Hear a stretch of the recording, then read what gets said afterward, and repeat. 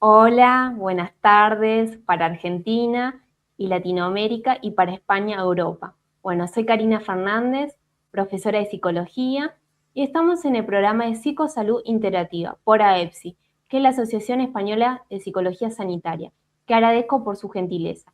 Y estamos transmitiendo en vivo, hoy es sábado, 7 de marzo, son las 15 horas de Argentina y 19 horas de España.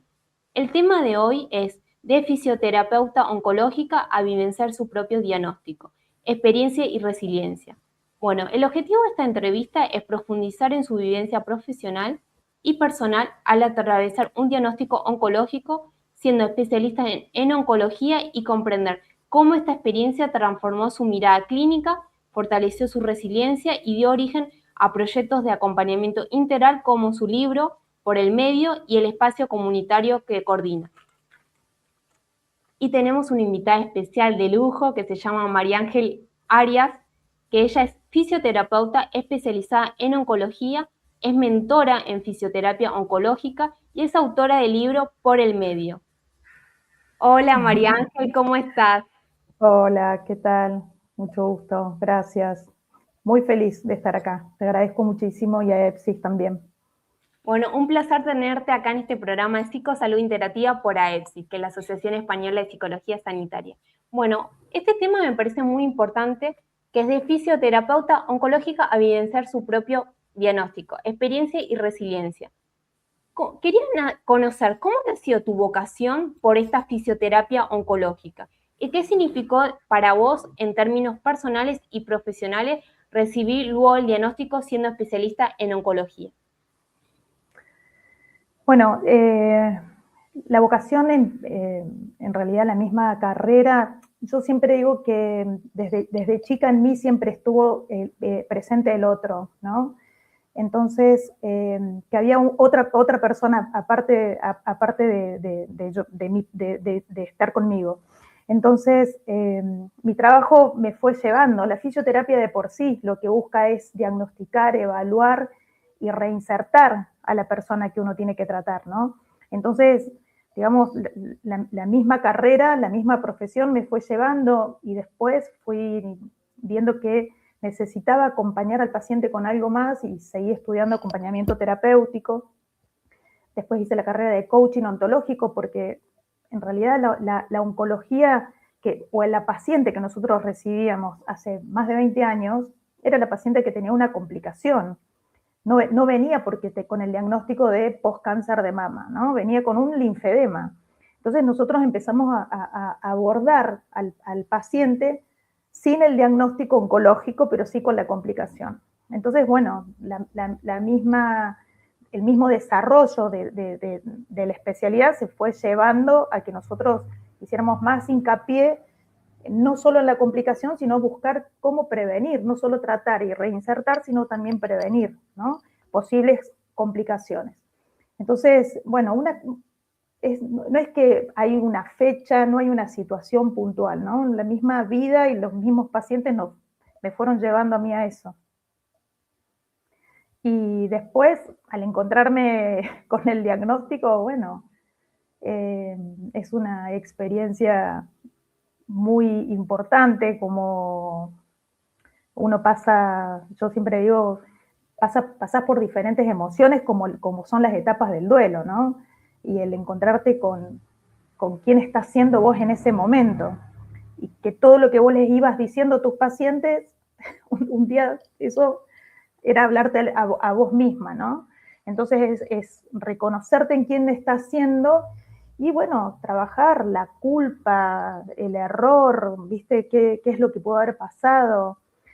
Y ahí es donde yo siempre digo que el paciente es el que más nos enseña, porque el paciente, yo durante muchísimos años fui acompañando, a mí me gusta decir que nosotros acompañamos el proceso que el paciente va viviendo, ¿no? Más que atenderlo, porque nosotros estamos como fisioterapeutas en una etapa puntual. Entonces yo me encontré acompañando al paciente en ese tiempo y después era conmigo misma, ¿no? Así que yo ahí recordaba ante el dolor, ante la limitación del movimiento que el paciente tenía, venía igual a hacer el tratamiento, y eso era mi próximo empuje para continuar, ¿no? La experiencia del otro. Sí, yo quería preguntarte, porque para mí esto es novedoso, la fisioterapia oncológica, ¿en qué momento existe? Porque cada vez, esto está bueno aclararlo, por eso me gusta el programa de Psicosalud Integrativa, en lo que intentamos entrevistar a diferentes profesionales de diferentes áreas, y lo que vemos que ahora la salud está cada vez más especializado y subespecializado. Cuando hablamos de oncología, bueno, sé que existen los fisioterapeutas especialistas en oncología, en psicología, el psicooncólogo. ¿Qué nos puede decir de la fisioterapia oncológica? Fisioterapia oncológica, lo que te decía hace un ratito, ¿no? Nosotros nos encontrábamos con una derivación del médico sobre la complicación que el paciente tenía. Hace 20 años atrás, año 2008, yo estudié mucho en Brasil y nosotros recibíamos y atendíamos el brazo de la paciente, porque teníamos post-cáncer de mama en ese momento, ¿no? Y después con los años fuimos viendo que el brazo no venía solo, que había una articulación, que había una persona que muchas veces no venía a la consulta porque tenía dolor, porque estaba en tratamiento, porque había fallecido, múltiples situaciones que hacían que, bueno, entonces ahí es donde voy a hablar de lo que me pasó puntualmente a mí, o sea, yo en un momento me encontré con que si yo no tenía la capacidad de acompañar y de escuchar lo que el paciente me estaba diciendo, mi paciente no se adhería al tratamiento, ¿no? Por eso yo después continué estudiando porque no tiene que ver solamente, la oncología no tiene que ver solamente con el conocimiento, que vos puedas hacer la reducción, que el paciente camine, porque no es solo lo físico, ¿no? Así como el cáncer es multisistémico, la rehabilitación o la reinserción del paciente es multisistémica también, es integrativa, ¿no? Entonces, por eso te digo, no te puedo decir una fecha puntual, pero sí en fisioterapia nosotros somos los profesionales que más tiempo pasamos con el paciente. El paciente desde el momento del diagnóstico ya puede estar recibiendo atención, ¿sí? Ese acompañamiento. Después del diagnóstico, si empieza a hacer un tratamiento o si hay una cirugía y después el postquirúrgico, ¿sí? Si hay complicaciones, si hay secuelas, si es un paciente que lo vamos a acompañar en el final de su vida, o es un paciente que termina el tratamiento, todo ese proceso somos el profesional que más estamos. Entonces es sumamente importante que para mí la persona que está realizando un tratamiento lo sepa. Eso es siempre puede importante. estar mejor. Sí, eso es importante, el trabajo que vos hablás, integral, interdisciplinario, y es verdad que los fisioterapeutas son los que más conocen al paciente. Bueno, quería preguntarte, al atravesar este proceso desde el lugar de tu vivencia personal que estuviste comentando, ¿qué aspectos de tu práctica profesional se transformaron más profundamente y qué nuevas comprensiones incorporaste sobre el dolor, el miedo, la incertidumbre que estuviste comentando, estos duelos que pasaste? Mira, en realidad al llevarlo, yo lo divido en tres partes, porque digo, si uno, que a mí me pasó y fue la capacidad de poder verme primero como familiar, acompañando, después como profesional y después como paciente, ¿no? Entonces, al haber tenido esas tres experiencias, esas tres miradas, hicieron que mi llevar a cabo todo lo que tiene que ver con mi tratamiento también se viera de otra manera. Cuando lo viví desde, como te digo, de familiar, sí, hubo mucha movilización porque está no saber dónde estar parado, cómo poder acompañar el proceso. Como profesional, bueno, creo que siempre digo lo mismo, el profesional que trabaja en oncología, si no hay una base de amor, compasión y de empatía, la verdad que hay muchas otras áreas que podría trabajar el profesional y no entrar ahí, porque con el conocimiento no podemos sostener, no podemos acompañar al paciente solamente con el conocimiento, ¿no? Hoy, como hay muchas especialidades, hay mucha actualización, pero yo siempre digo que nosotros damos lo que somos nosotros, ¿no?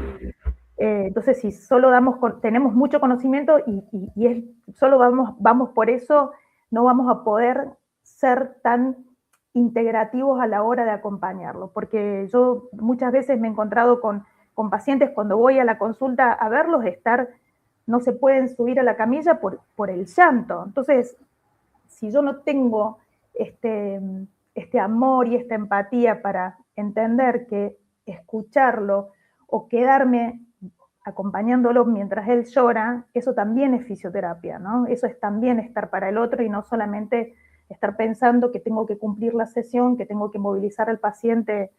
Entonces, cuando yo siempre digo que los profesionales cuando me dicen, por ejemplo, tengo una paciente y no sé cómo tratarla, yo lo primero que le digo es, dale gracias a Dios o al universo en quien creas, pero y bienvenida a esa persona. La persona que realiza un tratamiento oncológico es una persona que es un regalo porque nos hace frenar y, a ver, voy a dar de nuevo, ¿no? Mezclar y dar de nuevo, porque todo lo que yo pensaba y todo ese proyecto, esa casa, ese viaje se cae para la persona, ¿no? Entonces es como que lleva a que uno se cuestione, ¿en serio que me estoy haciendo problema por esto? En eso tenías razón, porque a mí me pasó que cuando recién empecé la carrera de psicología, de profesora de psicología, me encuentro con una compañera que estaba pasando un proceso oncológico. Y todo lo que aprendí de ella fue un montón. Su experiencia, su resiliencia. Me enseñó cosas que de otras personas no hubiese aprendido. O sea, y todo su proceso en ese momento, que yo le recomendé el libro El Laboratorio del Alma, que es un libro que también lo escribe una profesional que se dedica al tema del proceso oncológico, que ella también vivenció sobre su padre. Ella creó una fundación para acompañar a las personas, agregó a diferentes profesionales de manera integral, y en ese libro también que ella explica un poco todo lo que es el proceso de enfermarse y cómo fue todo el viaje que ella hizo en el sentido de acompañar al padre en este proceso y lo que aprendió de las otras personas de oncología. Es muy lindo todo lo que se aprende. Por eso yo digo, y hay otra cosa, nosotros dentro de lo que es la fisioterapia hay muchas áreas, ¿no? que el manejo es en base a un protocolo. Y la fisioterapia oncológica no puedes tratar a los pacientes a todos bajo un mismo protocolo. Primero porque no somos iguales, no tenemos la misma respuesta, no tenemos el mismo estímulo, ¿sí? Somos personas que todas tenemos un entorno que es individual.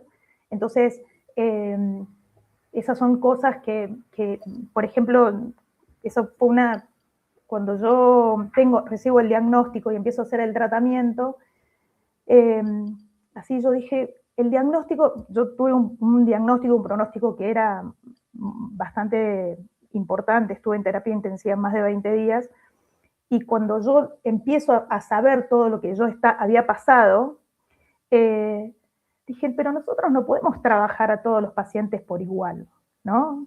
Y el diagnóstico y el pronóstico no nos tiene que determinar cómo nosotros vamos a atender al paciente, porque si no, a mí me iban a atender como una paciente que iba a morir. Claro. Y en realidad, una cosa era lo que estaba diciendo el pronóstico y la otra era cuál era mi realidad, ¿no? Entonces creo que a mí la fisioterapia oncológica me movilizó, me sacó todos los estándares, me sacó todo lo que 10 sesiones, 20 sesiones, le hago este ejercicio. Entonces yo tenía en un principio como este protocolo, era el paciente no venía descompuesto, se descomponía o se tenía que ir antes, y todo lo que nosotros veníamos trabajando a lo mejor, ese día el paciente no lo podía hacer. Entonces se empieza a caer todo. Por eso para mí el haber hecho el acompañamiento terapéutico, que es una carrera que está solo en Argentina. Que es importante que lo aclares porque es fundamental. Sí. Yo siempre lo cuento porque para mí fue una llave. Para mí fue que nosotros desde la fisioterapia no lo tenemos, salvo que vos evalúes a tu paciente la marcha, ¿no? Hay cosas que no. Pero a mí el acompañamiento terapéutico me llevó a escuchar y a ver realmente al paciente, ¿sí? No es lo que yo estoy viendo, no, es qué tono de voz, si llega tarde, si se quiere ir antes, si lo suspende por otra cosa. ¿Sí? Entonces, todos hablamos todo el tiempo, ¿no? Y no solo lo verbal, sino nuestro comportamiento, nuestra presencia y nuestra ausencia, nuestro silencio. Yo tenía una paciente que siempre digo cuánto aprendí de ella, Anita, porque ella empezaba a hacer inspiraciones profundas. Pero mientras yo la estaba atendiendo, ¿no? Ella estaba sentada delante de mí y yo trabajaba con ella, y ella empezaba, ¿cómo estamos, Mari? Yo dije, ya se quiere ir. Y yo dije, pero si hace 10 minutos que la estoy atendiendo. Entonces, pero claro, como yo ya estaba en este ritmo, ¿no? De todo lo que el paciente me decía, bueno, también, yo digo, cada sesión es una primera sesión con mi paciente, porque ninguno de nosotros estamos igual que ayer. Entonces, ¿por qué pretendemos que el paciente que nosotros venimos atendiendo pase directamente a la camilla? ¿No? Si no es, ¿cómo estás? ¿Cómo has estado? Lo evalúo y vemos cómo vamos a continuar. Por eso yo soy anti-protocolo.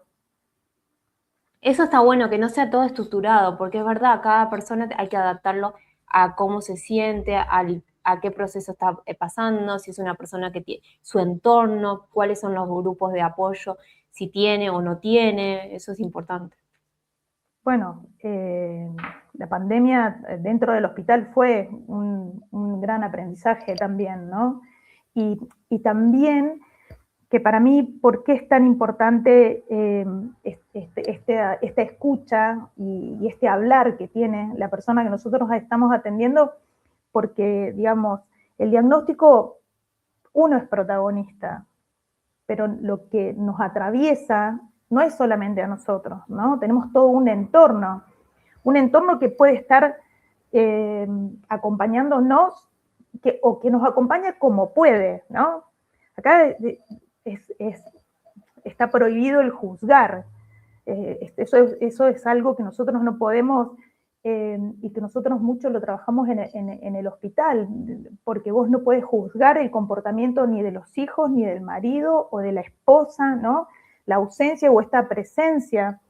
Yo digo siempre que nosotros estamos en un tramo tan pequeño, tan corto con el paciente, que todo es información, pero el objetivo, nunca tenemos que dejar de focalizar que el objetivo es la reinserción de la persona no a su vida, no es nada que ver a su vida que tenía, por supuesto, ¿no? Esto es un antes y un después, pero sí, todo eso es muy rico que nosotros tengamos la capacidad de verlo. Por eso, para mí, trabajar en la fisioterapia es algo que siempre remarco en el profesional, porque atravesar un tratamiento y tener que llegar solo al tratamiento, ¿no? a la sesión, a veces uno cree que como profesional o si no hemos vivido la experiencia, creo que nosotros podemos decir, bueno, nos imaginamos que la persona está todo el tiempo acostada no haciendo nada, y en realidad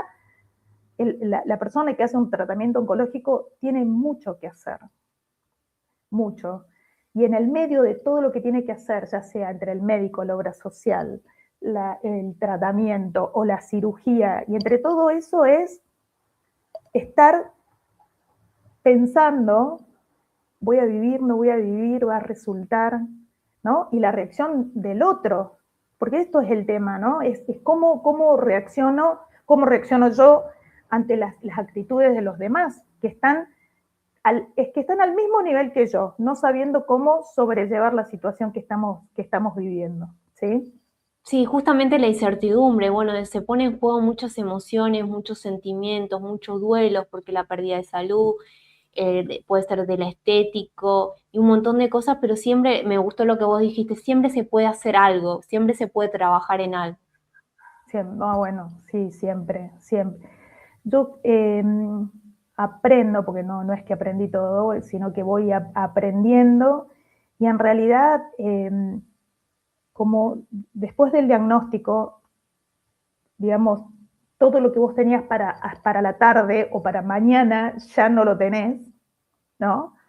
Entonces vos caes en esta cuenta de qué es lo que va a pasar, pero en realidad ninguno de nosotros sabe el día que se va a morir, ni lo que puede venir, ¿no? Porque en realidad todos vivimos en incertidumbre. Eso es verdad. Todos Con vivimos todo en lo que está incertidumbre. pasando ahora a nivel mundial y entre muchas cosas que están pasando, es verdad, uno nunca sabe si uno puede tener un accidente o qué le puede pasar en la vida. Yo esas cosas también lo hablamos un día con una paciente que venía por el pasillo del hospital y me decía, doctora, yo cuando ella hacía 16 años que estaba haciendo un tratamiento. Dijo, cuando yo termine de hacer el tratamiento, voy a hacer una fiesta tremenda. Entonces le dije, hacela ahora la fiesta. Le digo, porque hace 16 años, que eso es también, yo creo que tiene que ver todo con cómo miro lo que estoy pasando. Le dije, hacela ahora la fiesta. Le digo, porque vos hace 16 años, que navidades, años nuevos, cumpleaños, visita con los nietos. Vos hace 16 años que estás haciendo tratamiento, pero vos estás viniendo al hospital en tu auto, manejando, ¿no? Entonces, a mí me lleva todo esto es que yo cuando empecé a escribir el libro es, si nosotros sabemos a qué vinimos a la vida.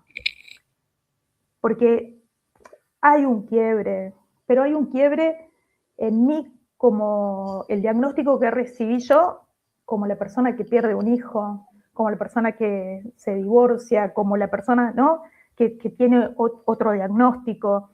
Creo que todos, por eso para mí la empatía y la compasión es general porque hay una frase que dice que todos tenemos una batalla. A mí no me gusta hablar de batallas porque no voy a lo bélico, ¿no? Creo que todos vivimos situaciones que nos llevan a, bueno, a pararnos y decir, bueno, a ver, ¿dónde estoy parada? ¿Qué es lo que quiero? ¿Qué es lo que tengo? Y a esta mirada, o sea, yo me encontré con este proceso, hice el tratamiento y al año y medio me vuelven a diagnosticar una metástasis, entonces estoy en tratamiento de nuevo por una recidiva, que lo termino ahora, si Dios quiere, en 2 meses, y yo me encontré, más allá de la tristeza y la incertidumbre, pero si yo estaba haciendo un tratamiento, si yo estaba comiendo todo lo que tenía que comer, si yo estaba haciendo el ejercicio que tenía que hacer, ¿no? Y me encuentro de nuevo con esto, creo que en realidad siempre elijo esta María Ángel de hoy y no la María Ángel de hace 2 años. Preferiría haberme dado cuenta de todas estas cosas en Cancún y no haber pasado por todo esto, por supuesto, pero esta María Ángel es más real. Esta María Ángel tiene otra mirada y puedo acompañar de otra manera al otro, ¿no? Y tenés muchas cosas para enseñar porque nos estás enseñando un montón.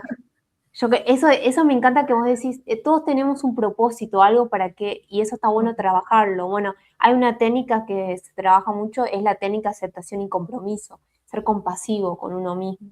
Y algo que quería rescatar, porque si bien hablamos del diagnóstico y pronóstico, también está bueno aclarar porque ahí, no sé, por ahí nos está viendo la audiencia, por ahí hay una persona que está pasando por un proceso oncológico y de repente por ahí empezó bien el tratamiento, pero después se encontró con unas metastasis o con un pronóstico complejo. ¿Qué puedes decir de ese tema? Porque muchas veces no define ni el diagnóstico ni el pronóstico. No. Yo siempre les doy el ejemplo a los pacientes. Si yo tengo una ventana enfrente, estoy viendo la ventana, pero si mi paciente está delante de la ventana, me está mirando a mí, no está mirando la ventana, ¿no? Entonces, creo que la vida tiene diferentes maneras de vivirlo. A mí el primer diagnóstico me hace darme cuenta que no tengo me doy cuenta que no tengo el control.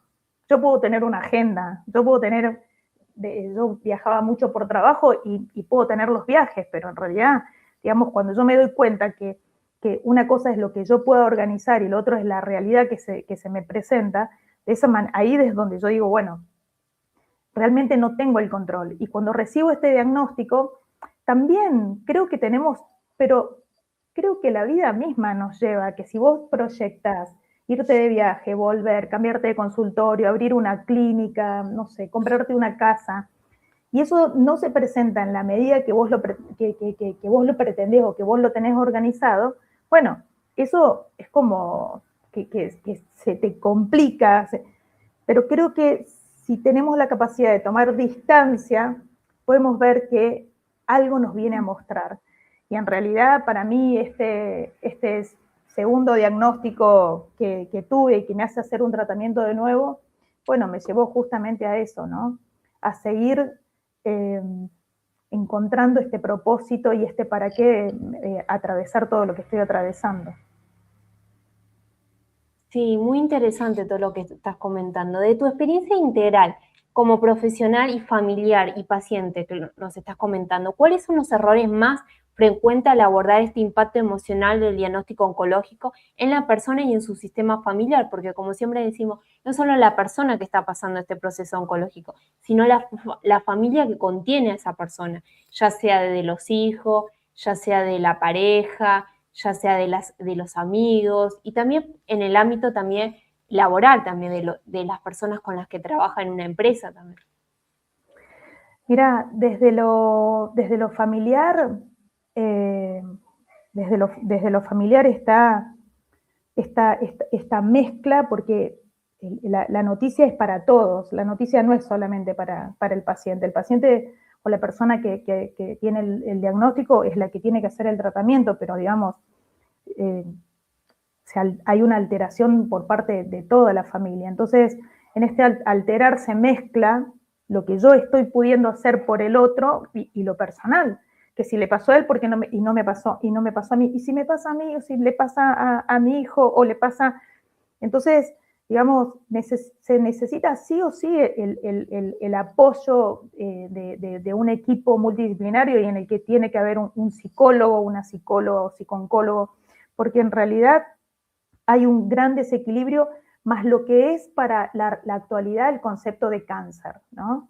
Que tiene una relación directamente con la muerte, y así como hoy es mayor la cantidad de personas que se enferman de cáncer, también es mayor la sobrevida. Los tratamientos son otros. Yo he tenido pacientes que no han querido hacer tratamiento porque han vivido el tratamiento el sufrimiento que tuvo su mamá. Eso está bueno que lo aclares, porque cómo ha avanzado, no estamos hablando de lo que se hacía antes, por ejemplo, antes yo sé que, por ejemplo, no se le decía a una persona que estaba oncológico que tenía un proceso oncológico, no se le decía hasta la enfermedad. Después con el tiempo sí se ha cambiado ese tema de cómo tratar al paciente y cada vez se está trabajando de otra manera ya. Inclusive veo que hasta personas de peluquería, de maquillaje, teatro, arte, o sea, se trabaja un montón de cosas ya en el proceso oncológico, hasta la musicoterapia.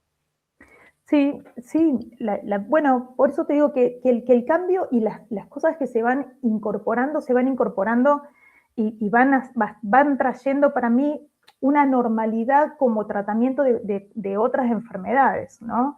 Y a su vez, esta relación de que el cáncer tiene directamente relación con la muerte, que pasa, pero el porcentaje es menor. Pero por ejemplo, esta paciente que te contaba, ella no quiso hacer el tratamiento porque su mamá había hecho quimioterapia y había sufrido mucho. La paciente termina falleciendo por no haber hecho el tratamiento, ¿no? Entonces, la falta la falta de información continua. A veces uno dice, no, pero esto ya se debe saber con todo lo que hay de promoción y publicidad con respecto al cáncer y todo lo que se está haciendo, pero sin embargo, hay muchas personas que lo desconocen y que lo relacionan con el tratamiento que ya han vivido hace 5 años, hace 10 años. Entonces, hay que saber que todo lo que hay actualmente, y hay una palabra que a mí me gusta usar, en oncología, es la rehabilitación que sea activa. Entonces nosotros pasábamos de atender pacientes que iban directamente a la camilla a hoy trabajar con pacientes que llegan a la consulta, ellos pensando que se van a acostar en la camilla y nosotros los ponemos a trabajar, los ponemos a hacer ejercicios o los podemos a trabajar, o los atendemos pero sentados, ¿sí? La atención es de sentados, porque en realidad, esto digo yo, que tiene que ver con el concepto, esta mirada, ¿no? Entonces nos imaginamos que el paciente oncológico es una persona que no puede salir de su casa y no puede caminar, pero nosotros diariamente cruzamos muchísimas personas como yo, que estamos más en la calle que dentro de la casa, a pesar de estar haciendo el tratamiento, ¿sí? Porque tiene que ver con esto. Si yo tengo un paciente que está acostado en su casa, viene a la consulta, se acuesta en la camilla y yo le digo, bueno, cuando llegues a tu casa te pones a hacer estos ejercicios, el paciente va a llegar a su casa, se va a acostar, porque en la consulta estuvo acostado. En cambio, si nosotros al paciente lo atendemos en la consulta caminando, haciendo ejercicios, corrigiendo la marcha, trabajando la respiración, todo lo que es la movilización, y después el paciente cuando vuelve a su casa, esa es la gimnasia, esa es la rehabilitación. Creo que el concepto principalmente está en nosotros como fisioterapeutas o como profesionales de la salud, que también siempre digo eso, ¿no? Nosotros los que trabajamos en oncología ¿qué es para nosotros la muerte? ¿Qué es para nosotros la vida? Eso está muy bueno porque se debería enseñar de la infancia, ¿no? También el tema, bueno, una de las cosas que se enseñan, que tenemos acá en Argentina, es la educación emocional, pero se tiene que trabajar la idea de la muerte, que se tiene también. Hay que ver también cuáles son los sesgos que tiene esa persona, ese familiar, qué se le dice, no se le dice. Por eso también hay capacitaciones para familia, en caso de que tengan hijos chiquitos, cómo decírselo, en qué momento, el cuento también. Y también hay veces que se dice a los profesionales que el paciente no siempre se puede escuchar lo que en ese momento, capaz que el paciente no está preparado para escuchar en ese momento, o que tiene que ir acompañado por un familiar. Sí, dentro de los derechos del paciente, el paciente tiene derecho a saber lo que tiene, pero tiene derecho a no saber lo que tiene. Y de mi vivencia como de persona haciendo un tratamiento oncológico, yo pregunto lo que quiero saber. Entonces mi oncólogo, por ejemplo, me dice, ¿querés saber algo más? No, suficiente. Yo no tengo nada que ver con la profesional que saca fotos, que investiga, que lee, que habla con un profesional. No, yo como paciente soy otra persona. Yo voy viendo qué es lo que estoy preparada para escuchar. Y esto de la oncología, de lo activo, del impulso que se le da al ejercicio hoy, ¿no? Porque se sabe que baja la fatiga muscular que dejan los tratamientos. Pero esto también, es muy importante que lo aclares por si no está viendo las personas que están pasando por este proceso, qué importante que vayan a un fisioterapeuta, en qué momento tienen que ir y también el tema de los ejercicios. Mira, por eso después del diagnóstico, el fisioterapeuta, el paciente o la persona que está recién diagnosticada, lo más importante es que pueda encontrar a un fisioterapeuta que haga oncología, porque no todos los fisioterapeutas hacemos lo mismo, ¿no? Pero en realidad, ¿por qué? Porque la persona puede tener una patología asociada previa, ¿sí? Desde una artrosis, una fibromialgia, una diabetes, con las limitaciones de la otra patología, que se le suma este diagnóstico. Y después, lo que yo siempre digo, si vos recibiendo un diagnóstico, o no sé, un día te enteras que te robaron el auto, no es que vos llegas a tu casa hermosa, bien, me robaron el auto, no pasa nada. El estrés que se genera con el diagnóstico es necesario. Yo digo que es un mimo que nosotros como personas que estamos atravesándolo lo necesitamos, ¿sí? Entonces el fisioterapeuta nos va a acompañar en este proceso, cómo poder mejorar si tenemos alguna limitación en la marcha, algún ejercicio, si nosotros decidimos seguir trabajando con la computadora, por ejemplo, o dentro de nuestras actividades. Bueno, la orientación del fisioterapeuta en oncología es fundamental. Entonces es muy importante que el paciente o la persona que está haciendo un tratamiento pueda tener el contacto con él. Sí, y es muy importante toda la labor que hacen y siempre en trabajar en equipo. También es importante que las reuniones interdisciplinarias, trabajar el fisioterapeuta con el psico-oncólogo, con el médico oncólogo o con otros equipos médicos que trabajan en conjunto y con la familia. de la Sí, persona. sí, bueno. Por ahí enseñarle a la familia cómo lo tiene que hacer, cómo acompañar ese proceso, que a veces la familia no sabe qué herramientas.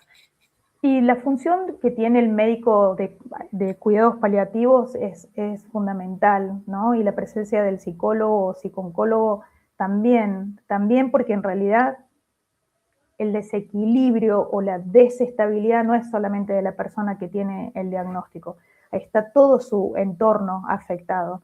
Entonces, que pueda esta misma familia contar con parte del equipo para acompañar, para poder decir, no sé qué decirle, no sé qué decirle, no sé qué hacer, estoy triste, tengo miedo que se muera o tengo miedo de morirme. Entonces, poder verbalizar todo lo que nosotros estamos pasando como familiar, como profesional, porque como profesional también, nosotros en nuestro trabajo tenemos, o sea, a mí en lo puntual, yo tuve un día en el hospital, 5 pacientes fallecieron, entonces yo necesito estar preparada para poder acompañar al otro. Eso es Cuando hablamos importante, que cada profesional tenga su espacio terapéutico también, y ahí también claro, acompañen la supervisión también. Yo cuando escuché muchos nosotros, casos, sí, sí, muchos perdón. casos, muchos procesos de los psicooncólogos o psicólogos que se dedican a psicoprofilaxis clínica quirúrgica, se dice que ellos tienen que tener su supervisión frente a un paciente que están trabajando, y además de un análisis propio también. Nosotros en pandemia en el hospital hubo un equipo que se preparó para nosotros los profesionales que estábamos en el hospital donde yo estaba, era un hospital oncológico, ¿no? Entonces en pandemia fue un gran apoyo que tuvimos. Pero en realidad yo cuando doy clases a profesionales, los acompaño en las mentorías, siempre traigo esto, ¿no? ¿Cuál es tu concepto? Y vuelvo de nuevo a lo mismo. Nosotros creemos que avanzamos como profesionales mientras más conocimientos y capacitaciones estemos realizando. Pero si nosotros no lo logramos acompañar con esta parte personal, con este desarrollo personal, que no necesariamente tiene que ver con hacer un tratamiento psicológico, ¿no? Tiene que ver con una formación que tenga que ver con este apoyo. Y vuelvo de nuevo a lo mismo. ¿Cuál es el concepto que yo tengo de la vida? Si yo creo que a la vida yo vine a divertirme, a pasarla bien, la verdad que no es por ahí, ¿no? Y si mi concepto de que mi vida al final es de todo sufrimiento y tengo todas, y es oscuro y es triste, esas son las palabras que yo le voy a transmitir a la persona que voy a acompañar. Entonces, ¿cuánto voy a poder acompañar al otro a sostener su tratamiento si mi concepto de la vida es que mi vida es sacrificada, que al final se me cruza todo, que nada me sale bien, que no tengo dinero, que no puedo desarrollarme, ¿no? Entonces, así como es integrativo lo oncológico, así tiene que ser para nosotros. Si nosotros no logramos trabajar sobre nosotros primero y alimentarnos y tirar teorías, tirar preceptos, mandatos, creencias, si nosotros nos quedamos con esto, con esta limitación que todos tenemos, porque todos somos limitados, entonces, en esta finitud que nosotros tenemos es lo que le vamos a transmitir al otro y es lo que le vamos a dar. Así que yo lo que más siempre trato de llevar, mi mensaje tiene que ver con ese siempre, ¿no? No dejemos lo emocional, no dejemos nuestras tristezas. Al trabajar yo trabajo en oncología y hago todo lo que es vascular periférico, lipedema, linfedema, son enfermedades crónicas y progresivas, ¿no? Entonces, ¿cuál es mi concepto de lo crónico? ¿Cuál es mi concepto de la enfermedad? Si yo lo veo como, y bueno, en esta vida me tocó esto, eso es lo que voy a transmitir al otro. Entonces, creo que es muy importante que trabajemos primero sobre nosotros mismos.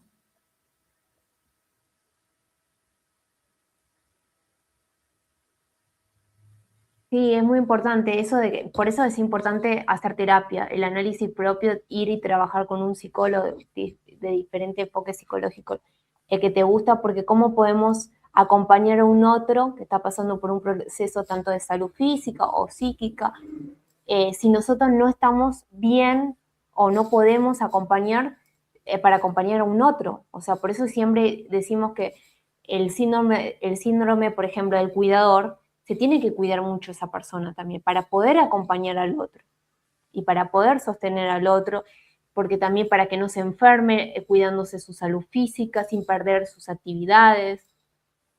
Creo que en realidad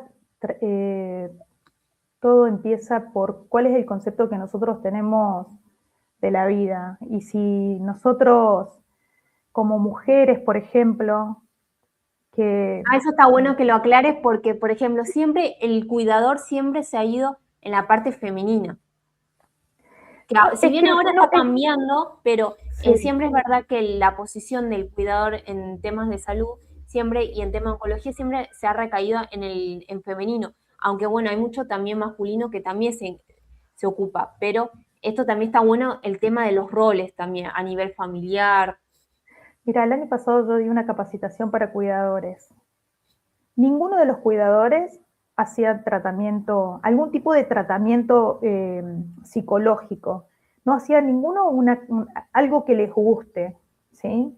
Ni siquiera alguna actividad física, porque como tenían que pasar de un paciente al otro, por ejemplo, ¿no? Hablando puntualmente de los cuidadores fuera de la familia. Entonces, por eso creo que en realidad, hay como una mezcla de como mujeres o madres, es ocuparnos de nuestros hijos, ocuparnos de la casa, ocuparnos de nuestro marido, ¿no? Entonces, yo digo que las personas, desde mi experiencia trabajando con mujeres no priorizadas, mujeres que no tuvimos la posibilidad de decir, bueno, a ver, pero tengo que empezar por mí. Yo cuando empecé a hacer el tratamiento, me di cuenta que yo me despertaba mañana y decía, ¿qué tengo ganas de comer? Que yo tengo 3 hijos hermosos que ellos me han cuidado y me cuidan, y yo me encontré pensando qué me gustaría comer ese día. Y mi hoy me encuentra haciendo lo mismo. Con 3 hijos, no tuve tiempo antes de hacerlo, pero ¿qué es lo que quiero decir? Que todo empieza por nosotros. El ejemplo cuando subimos a un avión y la azafata nos dice, si cae la máscara de oxígeno, no es al niño, no es al que tengo al lado, ¿no? Sea adulto o sea niño, sino primero a mí. Entonces, el quiebre, uno de los tantos quiebres que uno tiene como persona haciendo un tratamiento es, y ahora todo el mundo, una paciente me decía, y yo estoy sentada en un sillón y todo el mundo está haciendo cosas en mi casa. Claro, porque el concepto es que ella es la que tiene que estar haciendo cosas y su familia sentada en el sillón, ¿no? Entonces, siempre les digo a los fisioterapeutas cuando doy clases, la persona que nosotros atendemos es protagonista cuando está en nuestra consulta, cuando está en la clínica. Cuando el paciente llega a su casa, o la persona llega a su casa, muchas veces tiene que hacerse de comer porque vive sola, hacerse cargo de su familia porque tiene hijos pequeños o porque la misma familia a lo mejor no permite que la madre descanse, o es esta madre que quiere seguir mostrando su fortaleza, su lugar en la casa. Entonces, nosotros atendemos a una persona que está continuamente recibiendo estímulo continuo, entendiendo que puede enfermarse, entendiendo que está bien que no te puedas levantar. Y lo digo y me río porque soy la primera que lo tuve que aprender, ¿sí? Con 3 hijos adolescentes haciéndose cargo de mí. Y entonces, pero también tiene su encanto eso. Sí, acá También nos están poniendo un comentario que dice, el cuidador termina aislándose del mundo, por eso el desgaste. pero por eso yo hablo de que tanto el cuidador, como el profesional, como el familiar, como el mismo paciente o la persona, nosotros no estamos entendiendo que hay un momento que la vida empieza por nosotros primero. Porque ¿qué madre voy a ser para mis hijos si yo no tengo una buena alimentación? Si no hay un orden, en la vida tiene que haber un orden. Y nosotros no lo generalizo, pero puedo hablar de mí. Es un orden que yo no sabía. El orden empieza por mí, por mi buen desayuno, mi buena alimentación, mi ejercicio, para poder después estar para mis hijos. Y como profesional también tengo que ocuparme primero de mí, qué es lo que quiero hacer, qué es lo que me gusta, ¿sí? Porque todo lo que yo cultive en mí es lo que va a recibir el otro. Por eso digo que más allá de cualquier profesión, y nosotros creo que lo entendemos cuando nos toca pasar por esto, igual después cuesta sostenerlo, por eso lo más importante es armarse de pilares, ¿no? Y los hábitos también, esto que estabas diciendo, el estilo de vida que tenemos, esto también termina a veces enfermándonos. También el tema de cuidarse a nivel integral, ya se habla de la epigenética, del tema ambiental, el factor social, que es un tema importante, con quién nos estamos juntando y nos hace sentir bien, con quién no, con qué conversaciones no quiero compartir. Y ya que estás comentando el tema, ya que mañana es el Día Internacional de la Mujer y el amor propio y lugar en el sistema, en este marco del 8 de marzo, que es mañana, ¿qué reflexiones te deja esta experiencia sobre el amor propio, el autocuidado y el lugar que ocupamos dentro de nuestros sistemas familiares, laborales y relacionales antes que aparezca la enfermedad? Yo mientras me estaba pintando estaba pensando en eso, ¿no? Y que si yo no tuviese hoy menos pestañas y menos cejas, seguramente que no me lo hacía. Y en realidad, de acuerdo a cómo nosotros miremos el presente que estamos teniendo, es como lo vamos a ir llevando. Yo puedo quejarme que no tengo nada, puedo elegir no salir para que no se vea que tengo menos pelo, ¿no? que digamos, es verano y todo el mundo se fue a vacaciones y yo me tuve que quedar a hacer un tratamiento. Y en realidad eso es buscarle la vuelta porque la respuesta nosotros la tenemos. Entonces, nosotros podemos ver desde lo triste que es la situación que uno puede estar pasando, a decir, pero bueno, pero mira todas las cosas que me di cuenta después de atravesar a estar haciendo este tratamiento.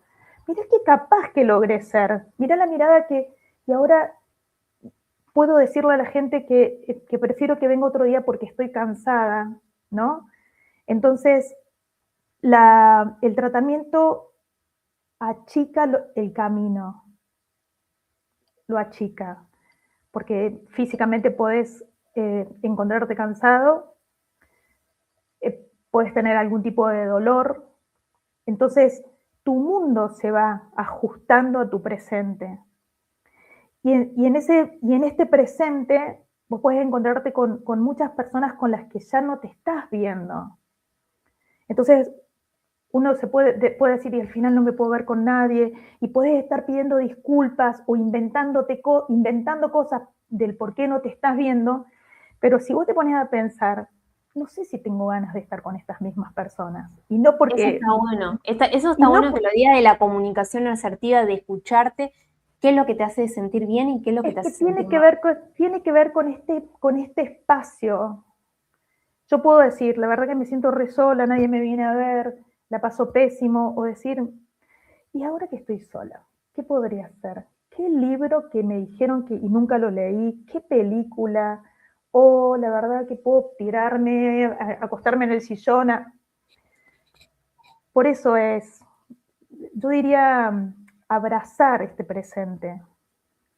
Yo digo que hay 4 palabras que escribí. La realidad o lo real para mí es reconocerme con quién estoy siendo hoy, entenderme desde el amor más profundo que me tengo que tener, ¿no?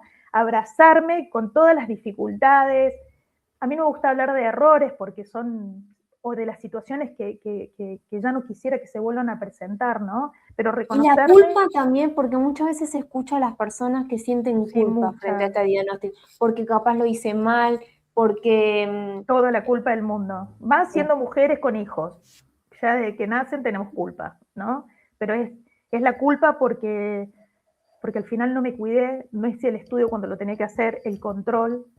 pero me pasó a mí en este segundo diagnóstico que estuve en diciembre, que me operaron de nuevo. A mí me vuelve a saltar la culpa, pero yo dije, y entonces yo hice esta revisión, pero si yo hice el tratamiento, me cuidé, me comí lo que tenía que comer, pero en realidad logré tomar esta distancia de decir, la culpa, no, acá no hay culpa, no tengo el control de las situaciones que se presentan. Todo lo que yo podía llevar a cabo lo hice, ¿no? Pero bueno, hay otro propósito para mí en esta recaída que yo tuve, así que le estoy exprimiendo a más no poder. Y esto que te quiero decir, ¿no? El reconocerme, el entenderme, el abrazarme y el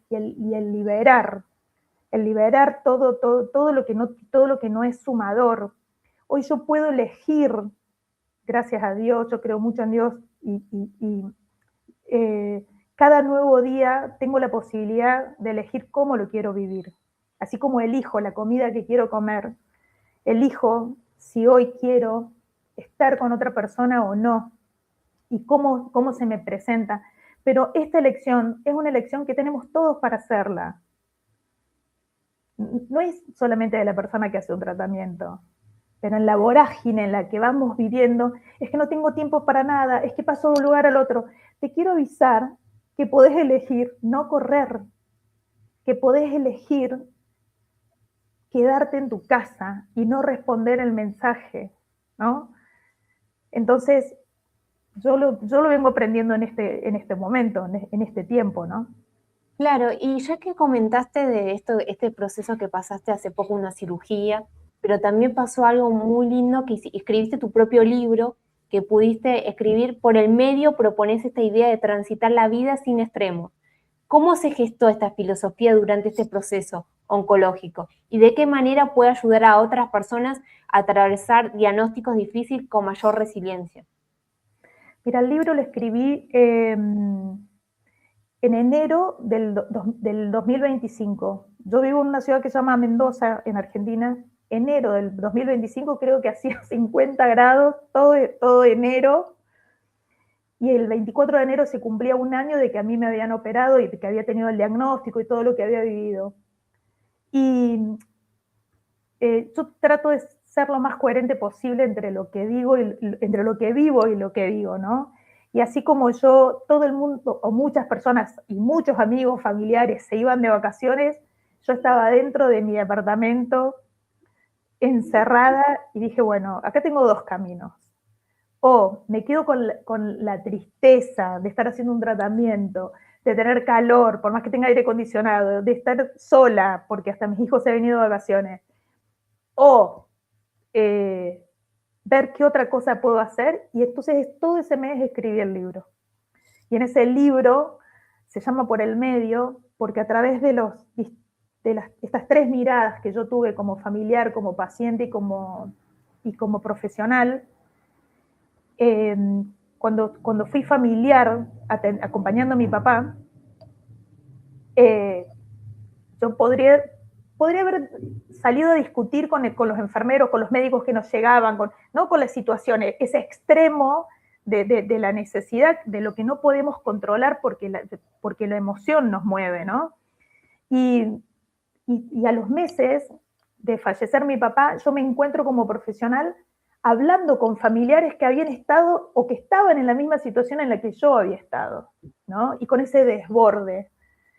Entonces, para mí, por el medio, creo que es la mejor manera que encuentro para poder vivir y entender que con lo que a mí me está pasando, al otro también le están pasando cosas, ¿no? Entonces, que ir al extremo, a que yo a mí me está pasando esto, e ir contra el otro, no me va a sumar. A mí la vida me hizo encontrar en esos tres lugares, ¿sí? Y hoy como paciente oncológico, situaciones con la obra social, yo tuve que vender mi auto para hacer el tratamiento, digo, siempre, pero en la vida se presentan situaciones, todo el tiempo. Eso está bueno que comentaste, porque hace poco había visto un flyer, una foto de una psicóloga española que me pareció importante, que mostraba una ruta y ponía diferentes autos. y ponía diferentes personas que estaban pasando diferentes cosas en silencio. Por ahí una persona no te escribe, no te habla y no sabes si está pasando un duelo materno, un duelo de económico, un duelo laboral, una enfermedad de un ser querido. O sea, en la vida es verdad que nos pasan temas así. Y Es que nunca en la, sabes qué le pasa al otro. es que nosotros no tenemos la capacidad de saber lo que le pasa al otro, ¿no? Y no suponer, no dar por sobreentendido. Entonces hoy es... Preguntar cómo estás, cómo te sentís, son cosas que clave. Y yo hoy, por ejemplo, a lo mejor contesto mensajes a la semana, pero no es porque me clavó el visto, no, o sea, pero porque tiene que ver con un reordenamiento que tiene que haber en la vida, este orden del que yo hablo, que no es que tu casa esté ordenada, que tu habitación o tu placar esté ordenado, tiene que ver con tu interior, cuáles son, a ver, las prioridades se modifican, todo lo que yo hacía para el exterior hoy se inicia conmigo y no tiene que ver con el egoísmo, tiene que ver con que yo digo que desde chiquita yo quiero hacer cosas para el otro, ¿no? Yo tenía 9 años y yo ya quería ser bombero voluntario, porque entonces, si yo quiero estar para el otro, o sea, no puedo llevar una vida sedentaria, que es lo que siempre también transmito, o sea, tiene que haber un autocuidado, porque no es que yo tenga una ropa de marca y soy una excelente profesional, no, yo tengo sobrepeso, obesidad, sedentaria, tengo alguna, o soy fumadora, digo, todas esas cosas hablan de quién estoy siendo, y eso es lo que yo transmito al otro, ¿no? Entonces, todo esto, todo tiene que empezar, el orden empieza por uno mismo. Si no hay orden por uno mismo, yo no puedo estar para el otro. Eso es verdad. Y sí, mostrar coherencia con lo que uno dice y con lo que uno hace. Quería preguntarte, ¿cómo nació este espacio de Semillas Azules y qué necesidad detectaste como paciente y como profesional que te impulsó a crear este espacio de encuentro y acompañamiento para pacientes, familiares y profesionales de la salud?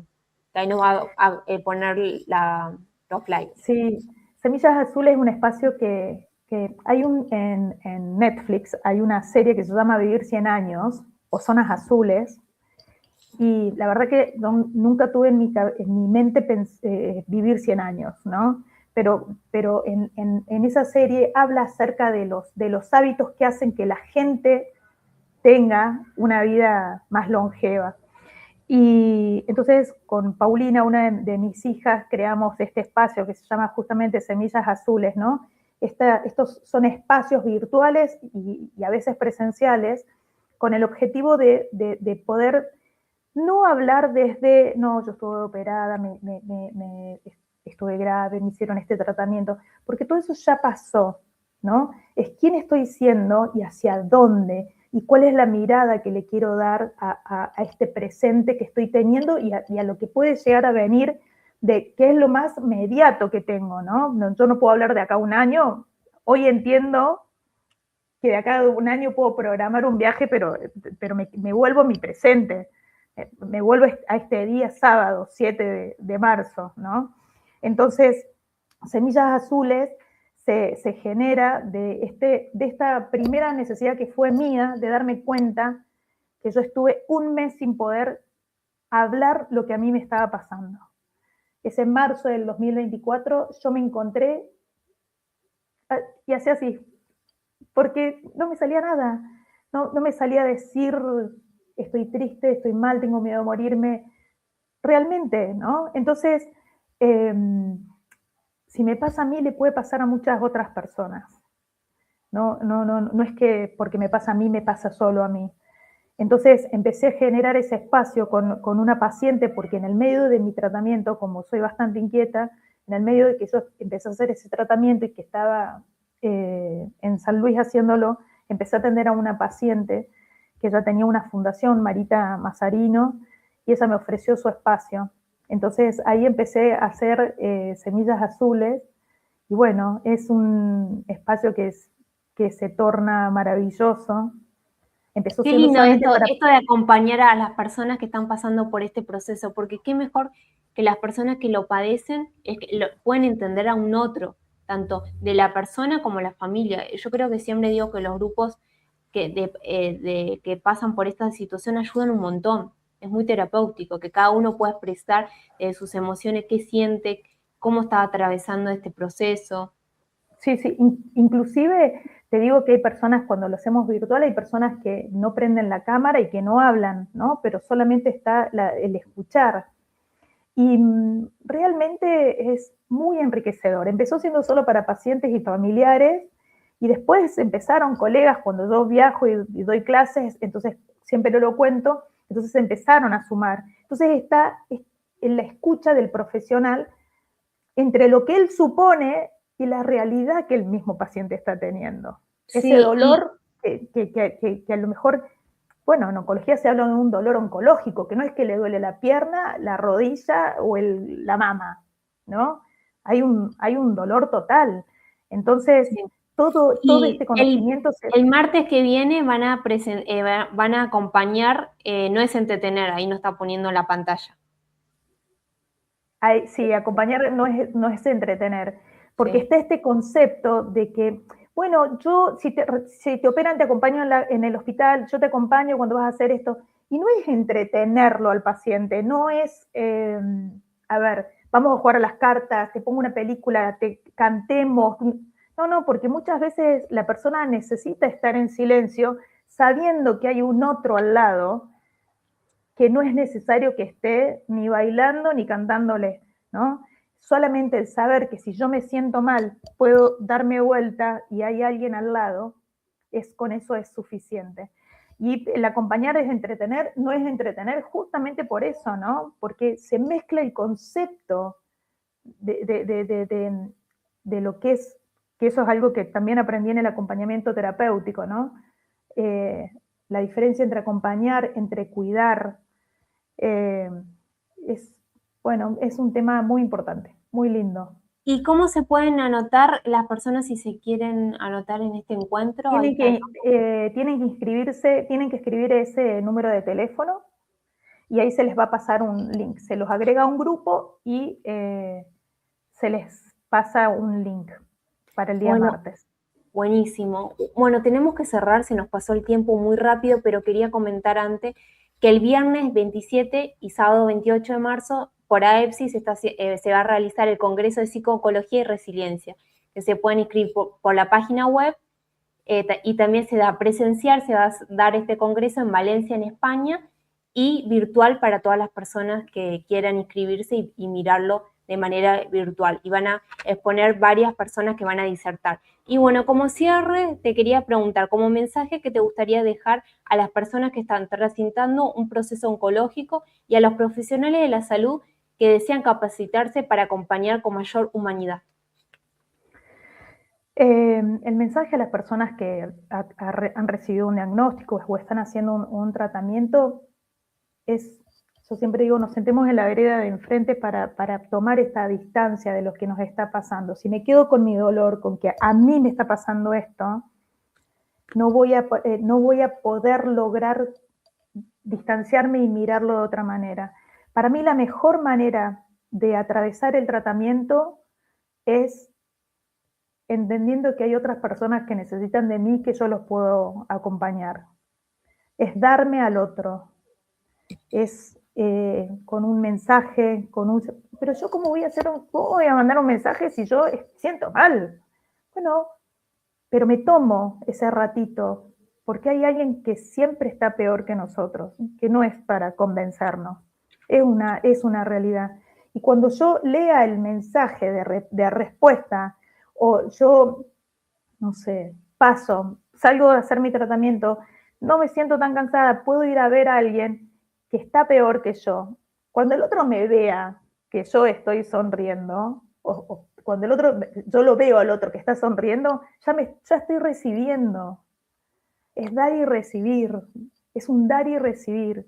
Entonces, aún en mi presente, yo me salgo de mí misma y empiezo a ver mi entorno y siempre voy a tener a alguien a quien voy a poder calmar, porque a su vez el otro va a ver que a pesar de mi presente, yo estoy mirando a un otro. La vida es dar y recibir.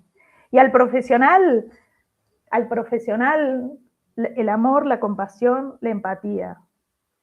Amor, compasión y empatía, no solo el conocimiento, sino no vamos a tener la capacidad para poder sostener los tratamientos de los pacientes.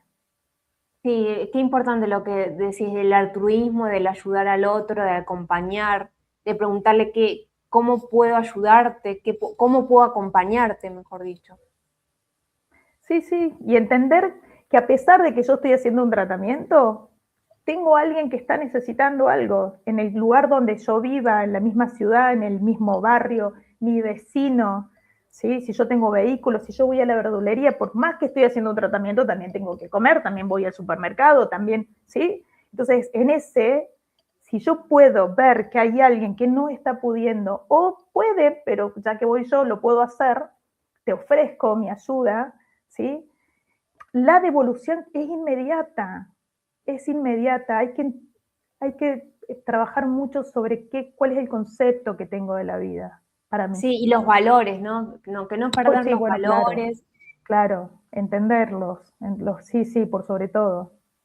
Bueno, te quiero agradecer de todo corazón todo lo que nos enseñaste, toda tu sabiduría, todo lo que nos compartiste, tanto de tu conocimiento profesional como tu experiencia personal. Bueno, muchísimas gracias, muchísimas gracias. Bueno, te agradezco y te mando un abrazo. Muchas gracias por todo. Adiós, gracias a todos. Bueno, tenemos que cerrar este programa de Psicosalud Interactiva por AEPSI y nos vemos en nuestro próximo encuentro. Les mando un abrazo.